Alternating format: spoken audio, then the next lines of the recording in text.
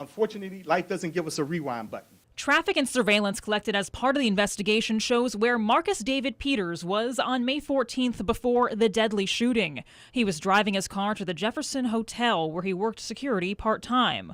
Walking through the hotel, Peters takes off his clothes, then runs to the car naked. Next, we see the car crash into the tree line by the entrance of Interstate 95 after hitting 3 cars along the way. Officer Michael Niantaki has his weapon drawn, saying into the radio, "Seems to be mentally unstable as we speak," and verbally tells the driver to stay in the car. Moments later, you see the driver get out of the car feet first. Peters was then hit when he ran into the traffic.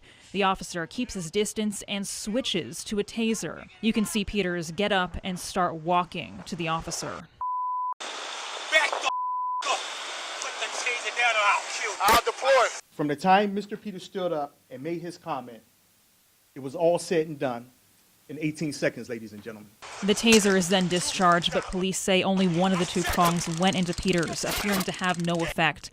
Whether or not it administered a shock is still being investigated. Peters approaches and tries to get physical with the officer. 2 shots were fired into Peters' abdomen. More officers arrived on scene to give aid to Peters. The officer was then told to go back to his vehicle.